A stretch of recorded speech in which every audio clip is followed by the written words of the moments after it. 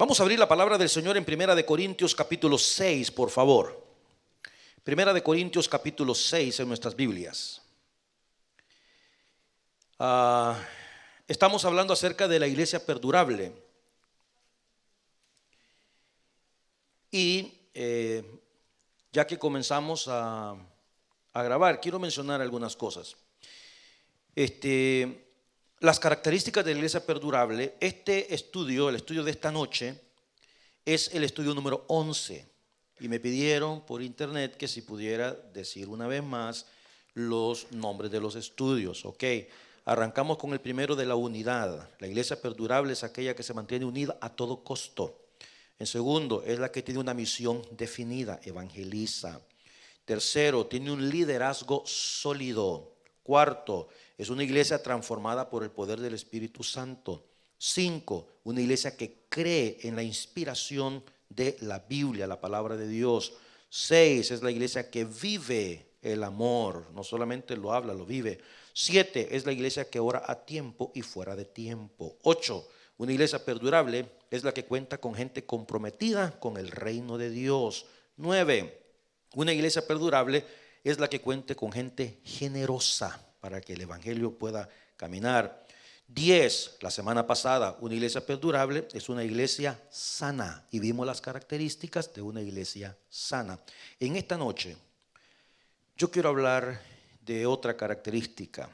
Una iglesia perdurable es una iglesia que posee gente sabia y le voy a explicar de qué se trata. Hay algo que a uno no le enseñan en el seminario, hermanos. Yo he estudiado en un seminario casi 25 años, desde el profesorado, la licenciatura, la maestría, el doctorado y otros 44 cursos más. Pero hay cosas que no se las enseñan en un seminario. Hay cosas que usted tiene que vivirlas en el ministerio. Este libro fue escrito por Leslie Flynn y se llama Cuando los santos se pelean. Y la foto que aparece ahí son 2 guantes de boxeo en una banca de una iglesia. Cuando los santos se pelean. ¿Quiénes creen que son los santos? Ustedes. Y ustedes se pelean. No vino ahora. Ok. La resolución de conflictos en una congregación no es algo que le enseñan a usted. A usted le enseñan principios generales de cómo resolver conflictos en una situación determinada. Entonces, a lo que quiero referirme es que las iglesias no están exentas de dificultades. Todas las iglesias tienen problemas, pero escúcheme. Si una iglesia no tiene gente sabia para resolver conflictos, la iglesia se acaba. Hay cantidad de iglesias que se han cerrado, hermanos, porque se presentó un conflicto dentro de la iglesia y no hubo gente sabia para manejar las cosas. Y así, y le podría mencionar a lo largo de una vida cantidad de iglesias. Y el pastor fulano, ¿qué pasó? Y la iglesia que estaba en esta esquina y la iglesia que estaba allá, ¿y qué pasó con aquella otra? ¿Y qué pasó con esto? Bueno, le podría mencionar cantidad de situaciones. Y no voy a mencionar ni lugares, por supuesto, ni nombres para evitar cuestiones, ¿verdad? Pero hubo una iglesia. El hijo del pastor tocaba la guitarra y el hijo del pastor embarazó a una muchacha de la iglesia. Ese conflicto no se supo manejar dentro de la iglesia y se acabó la iglesia. No supieron manejarlo. Entonces yo quiero hablar de que la iglesia que perdura, la iglesia que permanece, aquella iglesia que trasciende, es la iglesia que tiene gente sabia para resolver conflictos. Y resolver conflictos en una iglesia no solamente significa que se haga lo que un grupo específico de gente quiere por el orgullo que ellos tienen, sino que se tomen decisiones, en primer lugar, que beneficien el reino de Dios. Porque al fin y al cabo eso es lo que nos interesa. Pero no en todas las iglesias hay gente que son pro reino. Hay iglesias que tienen personas que les interesa más la autoridad que otra cosa. Les interesa más que se tome en cuenta su opinión más que otra cosa. Y algunos lo hacen de manera condicionada. Ustedes no van a poner atención a lo que yo digo, yo me marcho de aquí, yo me voy. Y este tipo de situaciones, hermano, yo entiendo la teología cómo debe ser y entiendo la Biblia cómo debe ser y la predicación cómo debe ser, yo lo entiendo porque lo he estudiado. Pero hay cosas en la vida ministerial que no te las enseñan nunca en un seminario. Veamos lo que dice la palabra, 1 Corintios capítulo 6, versículo 4.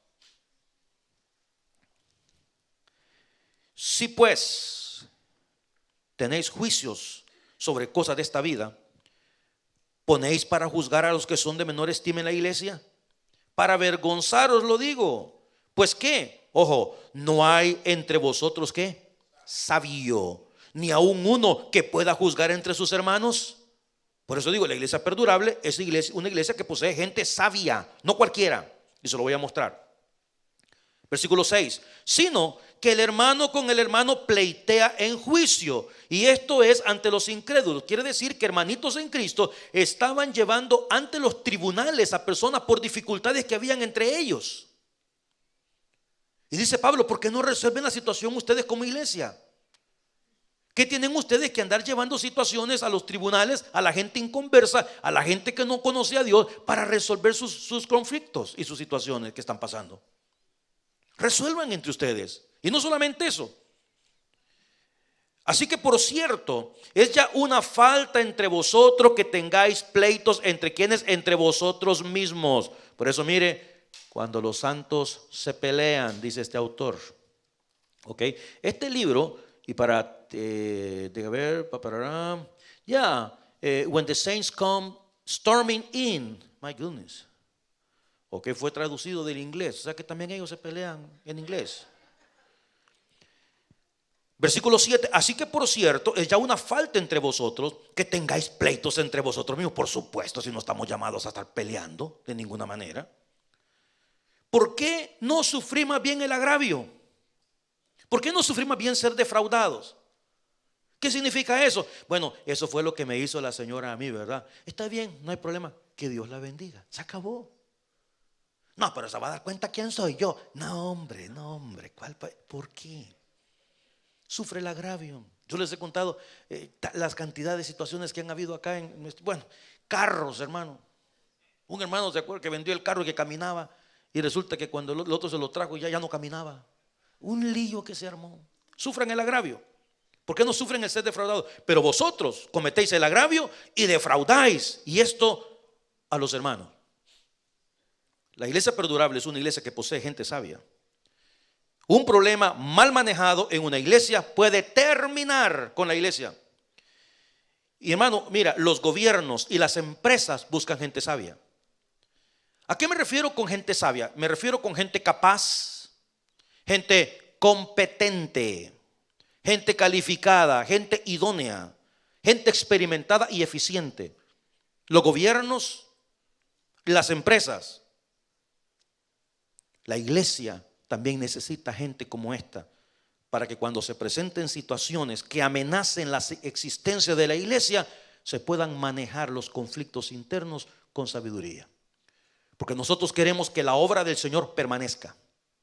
Y recordemos que tenemos un enemigo que es el diablo. El diablo es capaz de meter cualquier tipo de problema, cualquier tipo de dificultad en una congregación para que esa congregación se acabe. Muchos de los problemas, hermanos, que suceden en una iglesia pueden ser especialmente viniendo de parte del liderazgo. ¿Ok? Cuando se permiten situaciones en el liderazgo o cuando hay pecado en el liderazgo. Pecado en todas las áreas.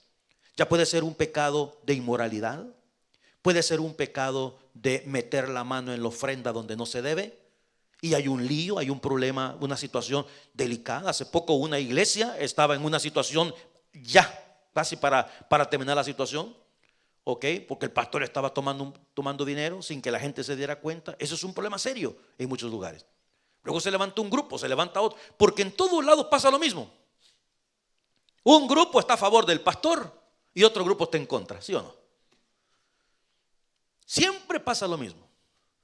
Mire, pobrecito el pastor que Esos rumores que se han levantado no son ciertos y que no sé qué, ¿no? Y el otro grupo dice, no, cómo no, que esto, que lo otro. Entonces, claro, no pueden convivir, no tienen gente sabia para resolver los conflictos internos de la iglesia y termina la iglesia pagando las consecuencias. ¿Por qué? Porque la gente al final del día se va. La gente, no todo el mundo tiene la madurez, pero cuando no se tienen personas sabias para manejar las cosas, la existencia de la iglesia está en peligro. Conflicto entre líderes, problemas entre creyentes. Cuando hay iglesias donde no se sabe, ¿verdad? Los líderes, porque mire, esto es una cosa natural y hay que tenerle muchísimo cuidado. Y digo esto con todo el respeto y el cariño que me merece el diaconado de esta iglesia, porque la verdad que han demostrado en los últimos años ser unos grandes servidores. Pero al inicio, al principio de esta iglesia, el problema era serio con el diaconado. El diaconado de esta iglesia manejaba la chequera de la iglesia. Recuerdo un día que era día de pago y le hablé por teléfono al hermano encargado, el que tenía la chequera, y le dije, hermano, estamos esperando que venga y pueda entregar usted los cheques. No, me dijo, estoy en Whistler. Y le dije, ¿y qué vamos a hacer? Es primero del mes, ya teníamos que haber pagado hace 2 días. Bueno, me dijo, eso no es mi problema. Yo no puedo, yo no trabajo para la iglesia, no sé qué. Un diácono. Un diácono. No, yo me he echado unos rounds. ¿Usted piensa que he llegado a 30 años aquí por mi linda cara? Usted sabe que un día yo reuní a mis 12 diáconos. Esa es otra oportunidad. Reuní a mis 12 diáconos y les dije, ninguno de ustedes tiene ministerio. ¿Cómo es posible que ustedes quieren gobernar la iglesia y ninguno sirve? Lo que quieren es autoridad. Y diácono no es tener autoridad, es ponerse a servicio del pueblo. Entonces, en este día, el que no me tome un ministerio va a tener que dejar el diaconado. De los 12 me renunciaron 10. El siguiente día amanecí yo con 2 diáconos en esta iglesia. 10 me renunciaron. Porque les dije, bueno, o das clase de escuela dominical, o te metes al ministerio de evangelismo, o te metes al ministerio de visitación, o métanse a algo, porque no pueden estar ustedes aquí nada más como que son los próceres de la independencia, hermano. Que ya pagaron el precio allá, ¿verdad? Hace 500 años, entonces ahora ya ya pagamos el derecho de piso, pues. Ahora somos nosotros los que tomamos la autoridad. No, y mire, esa situación que se presentó, los recibos, hermano, pagábamos late charges every single month. Cada mes pagábamos fees innecesarios. ¿Por qué? Porque se pagaban tarde los recibos, porque ellos manejaban la situación. Hasta que les quité la chequera. Y les dije, no se puede, no señores. Y yo les voy a dar un reporte y ustedes lo van a tener. Y pueden chequear porque jamás, y Dios es mi testigo, cuestiones de dinero, a eso no, conmigo no va. Y ustedes van a tener un reporte y ustedes pueden revisar las cuentas y ustedes pueden ver y pregunten todo lo que quieran. Y si quieren pongan también a un contador externo, lo cual hicimos en ese entonces. A la vuelta de 3 meses teníamos las cuentas al día. A los empleados se les comenzó a pagar al día. Nunca más volvimos a poner la chequera en manos de un grupo de la iglesia. La chequera se maneja en la iglesia. Yo respondo por lo que pase aquí. Yo respondo. Y los empleados de esta iglesia saben, y les digo, si hace falta dinero se lo robaron ustedes. Yo no tengo tarjetas. No tengo, nunca he tenido. Yo no puedo agarrar una tarjeta de la iglesia e ir a sacar dinero. No tengo. Manejo una tarjeta de crédito de la iglesia. Nada más. Y hay ciertas cantidades que no puedo gastar más de $300 y no estoy consultando con las personas que están envueltas en esto. Y así se manejó por el resto. Llegamos a 30 años de esa manera. Pero hay congregaciones que no pueden manejar la situación. No la pueden manejar. Yo jamás he comprado un café ahí enfrente con una tarjeta de crédito de la iglesia. No, señor. Y escúcheme esto. Jamás en mi vida yo he pagado un parqueo con la tarjeta de crédito de la iglesia. Un parqueo. Y esto es que ando haciendo cosas de la iglesia. Nunca. Que le diga, mire, aquí pagué el parqueo o traer, aquí está esto, por favor, págueme. Jamás en 30 años, señores. Cuando yo voy a comer a personas y vamos a comer con que son cosas muy personales, pago yo, nunca la iglesia. Porque yo cuido la iglesia. Porque yo cuido la tarjeta de crédito de la iglesia. Porque yo cuido la economía de la iglesia. Pero esto crea una situación tremenda en muchas congregaciones. Y se hace un lío y se hace un pleito y eso. Es por eso que cuando han surgido hermanitos en medio de nosotros, diciendo, pero en todas las iglesias le enseñan a uno un presupuesto al principio del año y uno sabe en qué se gasta tal cosa y en qué se gasta tal otro. Le digo, aquí no. Aquí se paga todo, no se debe nada. Y Dios nos ha permitido y nos ha dado la bendición de tener más de lo que nosotros merecemos en realidad. Dios ha sido bueno. Entonces, ¿qué problema? ¿Cuál es el lío? ¿Cuál es el lío? Ahora, las características de una persona sabia, ¿quiénes son? Porque, le digo, no todo el mundo, y lo dice el apóstol Pablo, no lo digo yo, ¿verdad? Hay aquí que no son muchos sabios entre ustedes, dijo el apóstol, no yo.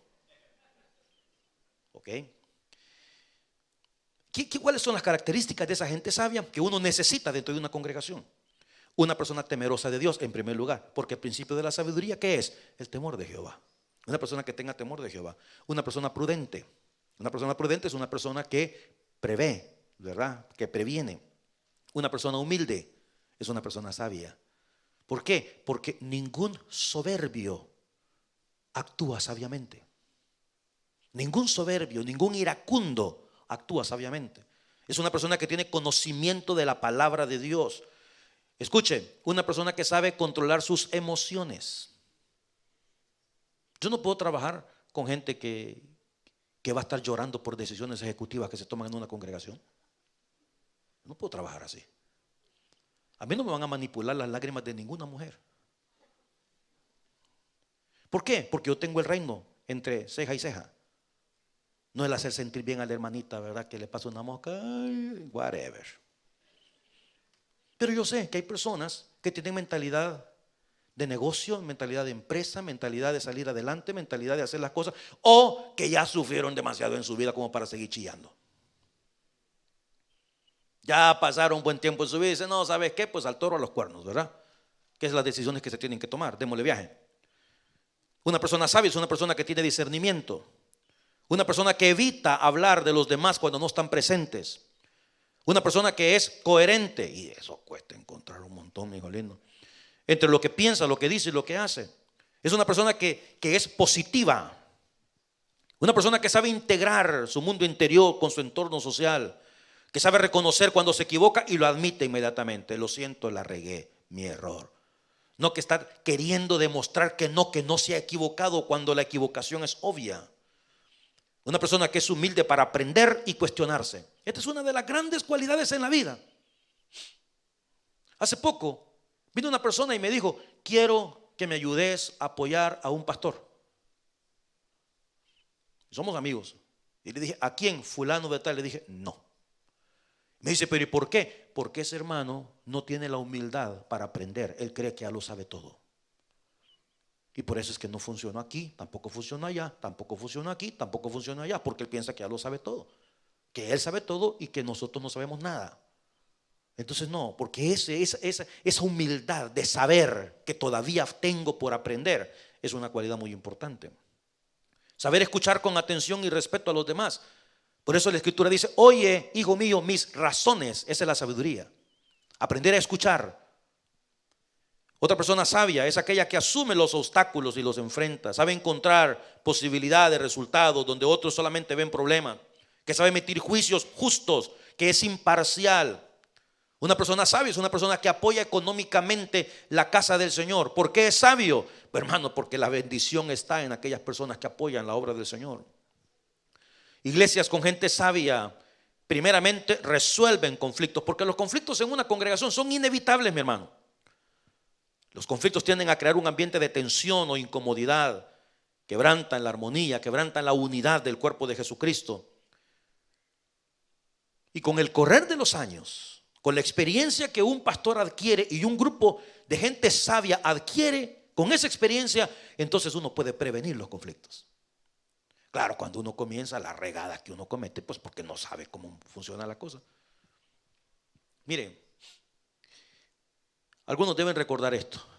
Teníamos 6 mesecitos de haber comenzado esta iglesia, hermano. 6 meses de haber comenzado. Yo estaba en una reunión con unos pastores cuando recibí una llamada de una situación bien delicada, pero bien delicada. Estoy hablando de hace 30 años, ¿ok? Y las familias pues ya obviamente no están con nosotros, pero había una situación terrible de inmoralidad en ese entonces, terrible, una cosa bien difícil. Y claro, pueblo pequeño, infierno grande, ¿verdad? Habíamos comenzado con 12 personas la iglesia nosotros, ya a los 6 meses andábamos por unas 60, el grupo estaba bien bonito, y como era un lugar pequeñito, según nosotros habíamos llenado el estadio, ¿verdad? Ya con 60 gente, porque el lugar chiquito. Y hermano, y como se supo lo que había pasado, ¿ok? Y la persona quería seguirse congregando, era una situación tremenda en ese entonces. La cosa es que se dividió la iglesia. Hay personas que me dijeron a mí de todo en ese entonces. Me dijeron que yo no era pastor, me dijeron que yo no iba a durar aquí ni un año siquiera en la iglesia, que todo ese montón de tonteras, porque yo he aguantado cosas en 30 años como usted no tiene una idea. Si yo estoy aquí por gorrón, mijo, ¿me entiende? Pero hay personas que no se miden. Hay personas que no se miden. Pero una cosa yo sé, y entienda esto: no se preocupe por tener el respaldo de la gente, preocúpese por tener el respaldo de Dios. Yo le digo a los pastores donde quiera que yo voy, Dios no unge computadoras, Dios no unge laptops, Dios no unge libros, Dios unge hombres y mujeres. Usted preocúpese por tener la unción del Espíritu de Dios cada vez que usted se pare en ese púlpito para predicar el Evangelio. De eso preocúpese. El pueblo son ovejas. Y a veces las ovejas dicen cosas porque tienen la boquita para decirlas nada más. Todas esas personas que se fueron en ese entonces regresaron a la vuelta de un tiempo a la casa del Señor. ¿Por qué? Por ese corito tan lindo que dice que en las luchas y en las pruebas la iglesia sigue caminando. Quiero que nos vayamos por favor al Éxodo capítulo 18. Éxodo capítulo 18, vamos a ver qué dice el versículo 13. Mire usted, le muestro rápidamente esta porción de la escritura. El suegro había venido de visita para ver a su yerno. Mire usted. Entonces el suegro comenzó a darse vueltecitas para ver cómo Moisés hacía las cosas. Y dice en el versículo 13: aconteció que al día siguiente se sentó Moisés a juzgar al pueblo, y el pueblo estuvo delante de Moisés desde qué horas hasta qué horas, hermano. Desde muy temprano en la mañana hasta bien tarde en la noche. ¿Ok? Y el suegro, viendo el suegro de Moisés, porque los suegros siempre andan viendo cosas, ¿verdad? Todo lo que él hacía con el pueblo, mire lo que dijo el suegro: ¿qué es esto que estás haciendo con el pueblo? ¿Por qué te sientas tú solo y todo el pueblo está delante de ti desde la mañana hasta la tarde? Y Moisés le dijo al suegro: porque el pueblo viene a mí para consultar a Dios.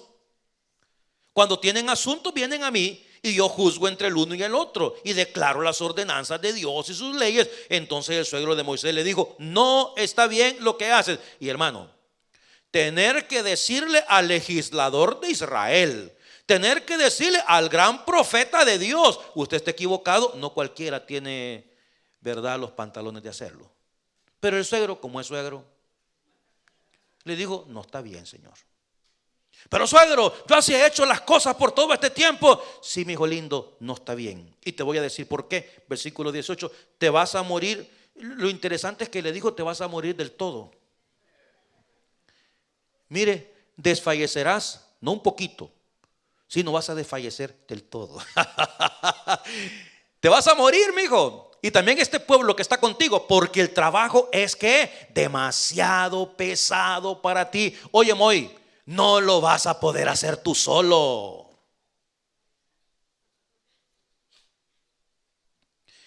Y Moisés se da cuenta de la virtud que le acabo de decir hace poco yo, que hay personas que lo saben todo. El que cree que lo sabe todo, hermano, no le pone atención a nadie, mijo. No, él es un brutito de primera marca que piensa: yo tal cosa, yo no sabe nada. Este puso atención. Entonces, en el versículo 21, ahí vienen las recomendaciones. Y mire usted: además, escoge tú de entre el pueblo, vamos a ver, varones, ¿qué dice? De virtud.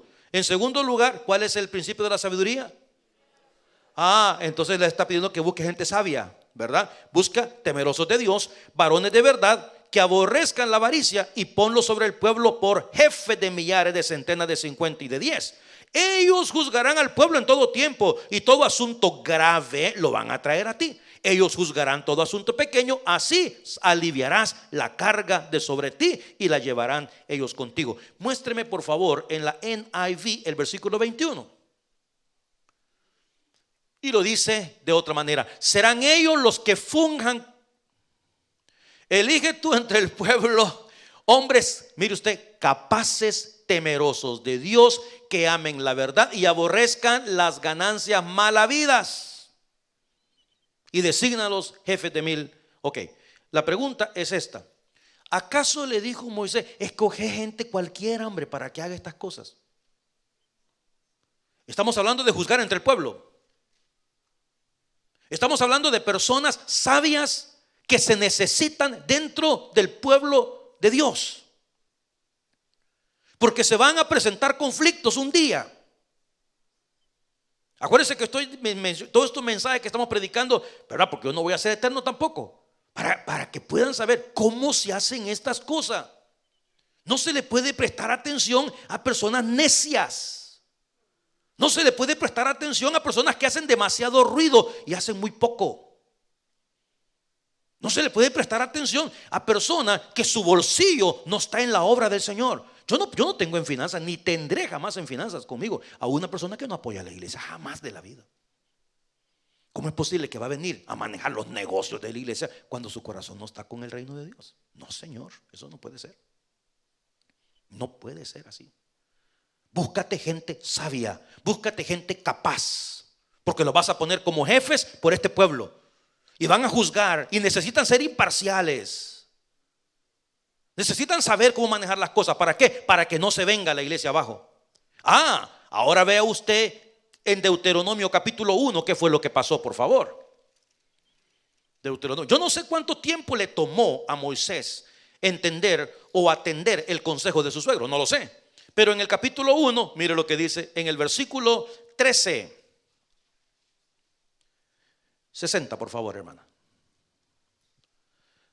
Dadme de entre vosotros, de vuestras tribus, varones que sabios y entendidos y expertos, para que yo los ponga por vuestros jefes.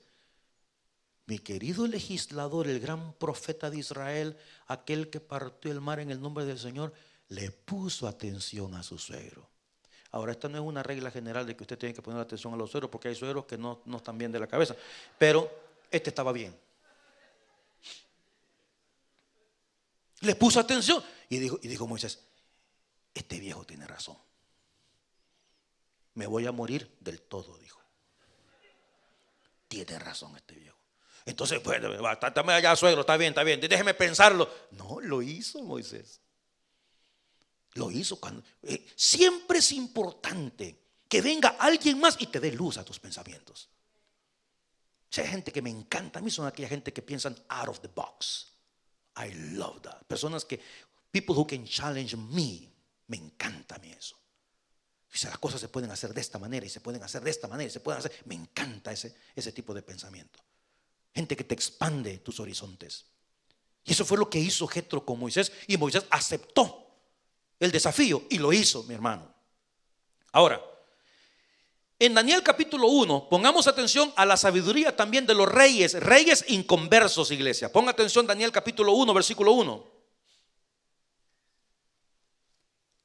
Dice la palabra que en el año tercero del reinado de Joacim, rey de Judá, vino el rey Nabucodonosor, ponga atención, rey de Babilonia. Ese es el área de Irak en este momento. ¿Ok? El rey de Babilonia vino, ¿a dónde vino? A Jerusalén, y la sitió Jerusalén. ¿Ok? Estamos hablando de un rey malo, de un rey pagano. Versículo 2.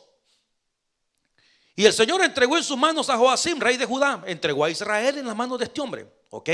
Y le dijo, bueno, y los trajo a la tierra del Sinar, la casa de su Dios, colocó los utensilios en la casa del tesoro de su Dios. Él se trajo todas estas cosas, Nabucodonosor, para su templo. Versículo 3. Y dijo, mire, el rey mandó a llamar al jefe de sus eunucos. ¿Ok? Estas eran personas, no sé si la palabra correcta es castrados, se puede decir castrados, ¿sí? Castrados, ¿verdad? Porque los reyes no podían tener a hombres normales con ellos porque podían acostarse con el harén del rey. Y el rey quería a las mujeres solamente para él. Entonces tenía hombres que no tenían ningún deseo de estar con las señoritas estas porque todas pertenecían al rey. Bueno, lo manda a llamar al jefe y le dice: oye, quiero que te vayas a Jerusalén, ¿ok? Y quiero que me traigas de los hijos de Israel. Ay, hermano, pero qué manera de pensar. Del linaje real de los príncipes. ¿A quién me vas a traer? Mire el siguiente versículo. Muchachos en quien no hubiese tacha alguna, que sean guapetones también, enseñados en toda ¿qué? Sabiduría. Quiero que sean abusados en la ciencia, las matemáticas, la física, la química, que usen el cerebro de buen entendimiento, dice el versículo, y que sean idóneos para que estén ¿dónde? No, él no dijo váyase a la esquina y tráigase a Chepe, Toño. No, él no dijo consígase a Juancho, tampoco. No, si van a venir a este palacio, yo quiero lo mejor de lo mejor. Porque son personas que yo las voy a necesitar para resolver los conflictos del reino. Necesito gente sabia, gente idónea, de buen entendimiento, para que estén acá. Y es más, y cuando estén aquí, mire usted, hermano, yo no sé si el eunuco, ¿verdad? El jefe le dijo: pero señor rey, con todo respeto, ¿y cómo va a ser usted para entenderse con ellos si ellos hablan otra lengua? No sea dundo, le dijo, enséñenle las letras y la lengua nuestra. El día que yo los mande a llamar, voy a hablar con ellos en nuestro idioma. ¿Por qué? Porque si tienen sabiduría, si son sabios en ciencia, tienen buen entendimiento y son idóneos, van a aprender la lengua de los caldeos en 2 patadas. Y eso fue lo que hizo. Si las empresas y los gobiernos, como estamos viviendo acá, buscan personas que sean sabias y de buen entendimiento, ¿cuánto más la iglesia, amados míos? Debería ser el anhelo suyo. Debería ser el anhelo suyo de que Dios le dé sabiduría todos los días de su vida. Señor, úsame para gloria tuya. Dame sabiduría. Yo el día que el pastor falte, el día que falte aquí dirección en esta iglesia, el día que falte autoridad, yo quiero ser una de esas personas, Señor. Que yo pueda ayudar para que este reino, para que el evangelio siga siendo predicado en este lugar. El reino del Señor primero. Ahora, en Hechos capítulo 6, versículo 1, se armó un conflicto en medio de la iglesia. El conflicto tuvo que ver porque las viudas no eran atendidas, las viudas de los griegos no eran atendidas como se debía, porque había preferencia por las viudas de los hebreos. Y dice así Hechos capítulo 6, versículo 1. En aquellos días, como creciera el número de los discípulos, hubo murmuración de los griegos contra los hebreos de que las viudas de aquellos eran desatendidas en la distribución diaria. Se traía a las viudas para darles de comer. Haga de caso usted un fútbol el día viernes, ¿verdad? Pero las viudas de los gringos, dijo aquel, de los griegos, decía: ¿y a nosotros por qué nos dejan por último usted? Mire, a ellas como son hebreas, las atienden primero. A nosotros nos dan ya los aguacates que ya no sirven, los tomates ya podridos. No se vale. Entonces se quejaron, ¿verdad? Llamaron a la menchú y se quejaron. Versículo siguiente. Entonces los 12 convocaron a la multitud de los discípulos y dijeron: no es justo que nosotros dejemos la palabra de Dios para servir a la mesa. Esto es importantísimo, porque en este capítulo nace el diaconado. ¿Okay? Hay una necesidad que tenemos que resolver, pero no es posible que se traiga el pastor, que se traigan los pastores que podrían estar utilizando ese tiempo en la oración, en preparar los sermones. Hermano, mire, yo le mostraba a Ernesto esta semana, le digo: mire este texto, uno de los tantos que yo recibo. Pastor, muchas gracias por el tiempo que usted dedica para sus sermones. Son horas, hermano. A mí la clase de teología, que ya le dije a Emerson que se prepare él para el próximo ciclo, la clase de teología de 2 horas y media, a mí me toma 2 días prepararla, y 2 días metiditos pues. No, una de lectura y de cosas. ¿Por qué? Porque mis estudiantes saben, yo no soy de clases recalentadas. Yo no soy de venir a hablar tonteras a una clase. A mí no me gusta eso. Me gusta prepararme para lo que voy a mostrar. Y no es por nada, pero le digo, no existe una clase como la que estamos dando aquí, no existe. Esta clase yo me la he inventado, la que estamos dando de introducción a la teología. Cuando hablan de introducción a la teología, en cualquier seminario de este mundo le van a dar introducción a la teología sistemática, pero que le van a hacer un repaso de la historia para saber por qué hemos llegado a lo que hemos llegado y por qué la gente piensa como piensa. Eso no lo va a encontrar a la vuelta de la esquina, modestia aparte. Entonces, versículo siguiente, versículo 3. Buscad pues, hermanos, de entre vosotros a 7 varones de buen testimonio, llenos del Espíritu Santo y de qué más. Ahora, listen to this. Escúcheme. Usted puede decir, hermano, ¿y por qué se necesita tanto si es para servir las mesas usted? ¿Para qué los escogieron? ¿Para servir las mesas? No. Eso es lo que van a hacer, servir las mesas. Pero les garantizo que en el proceso se van a levantar conflictos. Para eso los estamos escogiendo, para resolver el conflicto. Para que cuando una hermanita griega le venga a decir, mire, porque nos dejan por... No se preocupe, hermanita linda, nosotros le vamos a servir, nosotros nos vamos a encargar, se va a dar cuenta que va a sentir la comida más rica. Para eso se quiere gente. Por eso buscaron personas de buen testimonio, llenos del Espíritu de Dios, de sabiduría. La iglesia siempre ha buscado gente sabia, hermano, para manejarse. ¿Por qué? Porque repito, si se levanta un conflicto en una congregación y no se tienen personas sabias para manejar los conflictos, la iglesia se acaba, mis amados hermanos. Muchas iglesias pequeñas y grandes hoy en día ya no existen porque no supieron resolver los conflictos de una manera sabia. Yo le puedo hablar pastores que, y muchos, perdóneme, mis queridos y amados hermanos, que los quiero tanto, pero un pastor puede ser la clave o el clavo, así como lo oye. Hay pastores de todo. Yo he conocido pastores de todo tipo. Yo he conocido pastores que ellos tienen un abuso de autoridad en sus congregaciones, que la gente les tiene miedo y manejan las cosas por el temor de la gente, no tanto por su carisma. Pero ellos son los que hacen y deshacen. Ellos dicen, se hace aquí, se hace allá, y hacemos aquí, hacemos allá. Y hay muchas personas, especialmente en estos dorados tiempos, la gente no le gusta así, porque la gente es mucho más relacional hoy en día. La gente quiere que se le trate con respeto, se le trate con cariño. Eso es lo que la gente anda buscando. Y de repente hay líos, hay problemas, hay dificultades en esa iglesia. Líderes con el deseo de autoridad. Líderes que se adueñan. Mire, hermano, y a usted le parecerá bobería todas estas cosas de las que estamos hablando. Pero fíjate, una iglesia, por decirle algo. Una iglesia, se le fue el pastor. Y en ese tiempo de búsqueda de pastor, en ese tiempo de búsqueda, había un hermano, haga de caso usted, ¿verdad? Que aquí todos confiamos en el hermano Marco, pues, ¿verdad? Porque Marco siempre ha estado aquí, se ha ganado todas las cosas del esgrima y sabe de Biblia. Y bueno, su mujer lo manda, es el único problemita que tiene este hombre acá, ¿verdad? Pero bueno, no. Bueno, entonces mire, hermano, hay cosas que hacer, pero todo el mundo trabaja. Entonces que se encargue el hermano. Marco dice, no, yo tengo tiempo, yo hago las cosas, no hay ningún problema. Y entonces Marco dice, mire, hay que arreglar el baño, aquí está este quote, ¿verdad? Mire usted, $12,000 para arreglar el baño, ¿verdad? Y resulta que él ha sido un hombre de negocios, él maneja dinero en su negocio, esto, lo otro. Entonces le tenemos confianza que se va a andar robando este brother algo si él maneja empresas, pues. Entonces aquí están mira, aquí está el cheque, hermano, los $12,000, arréglelo. Y él va y arregla el baño, pero pagó 4. Comprobadísimo. Pagó 4. ¿Dónde están los otros 8? Es que nadie le pidió cuentas. Y como todo el mundo está ocupado, tiene que ir a trabajar. Entonces el hermano, mire el baño cómo quedó. Qué bonito quedó el baño, ¿ve? Bien arreglado. Ay, hermano, muchas gracias. Mire, hermano, mire, la baña no sirve.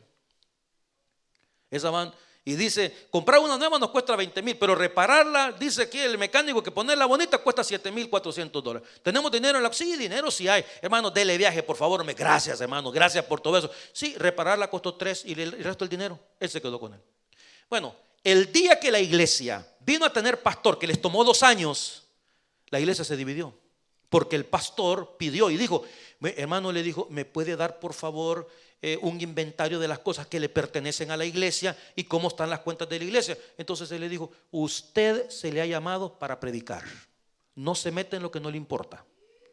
Las cosas que se manejan del dinero, esas las manejo yo, porque la iglesia me las ha confiado. Y el pastor dijo, pero es que las cosas no pueden ser así. Yo tengo que saber. Cuando la iglesia despertó, los vehículos de la iglesia estaban a nombre de él. Las cuentas de la iglesia, quitó el nombre de la iglesia y las puso a nombre de él. Y claro, como era un señor que le había dado trabajo a la mitad de la congregación donde estaban, entonces la gente decía, ¿cómo es posible que este señor, si él no necesita robarse nada, hombre? No, pero la policía fue a sacar la van de la casa de él, rotulada con el nombre de la iglesia. Se armó un lío, hermano. El pastor dijo, ¿saben qué? Yo aquí nos vemos, mano. Se fue el pastor, se quedaron los hermanos sin pastor. ¿Y ahora qué vamos a hacer? Y comienzan a ver, unos agarraron para un lado, otros agarraron. Se acabó. Conflictos en una iglesia que no se manejan con sabiduría, amenaza para la desaparición de esa iglesia. Pídale a Dios la iluminación del Espíritu Santo, el discernimiento, la comprensión, para que Dios nos pueda utilizar, para que la obra de Dios nunca desfallezca, jamás desfallezca. Que donde se predique el Evangelio de Cristo, el nombre del Señor sea siempre exaltado, y que se busquen personas sabias, que no busquen intereses propios, hermano, porque en el arca abierta el justo peca, y cuando no hay dirección del pueblo, el pueblo perece, mis amados hermanos. Por eso es necesario buscar gente que ame a Dios, que ame la obra, que tenga temor del Señor. La iglesia, para que perdure, necesita gente sabia. Vamos a orar, démosle gracias al Señor. Padre querido, te damos gracias por tu palabra bendita. Gracias por el pueblo de Dios. Gracias por las iglesias, los pastores, por aquellos líderes, por aquellos laicos, por aquellos servidores que dan el alma, el corazón, se sacrifican para que el cuerpo de Cristo siga adelante, para que la iglesia siga adelante. Señor, son cosas tan prácticas pero tan importantes en la vida de una congregación. En este momento, Señor, yo sé de muchas iglesias que lamentablemente están atravesando por situaciones complicadas de doctrina, situaciones con los líderes, situaciones con los hermanos, situaciones económicas. Ten misericordia, Señor. Oramos por gente sabia que pueda ayudarles, que pueda bendecirles, que pueda guiarles en medio de situaciones tan complicadas y tan difíciles por las que están atravesando. Gracias por la cantidad de hermanitos lindos, queridos en esta iglesia que tú has levantado con discernimiento, con entendimiento, que son idóneos, que son sabios. Permite, Señor, que esta obra tuya pueda estar aquí por generaciones por venir. Que el nombre de Cristo pueda ser siempre exaltado. Que tu palabra pueda ser siempre predicada. Gracias por tu paciencia, por tus bondades, por tu misericordia, querido Señor.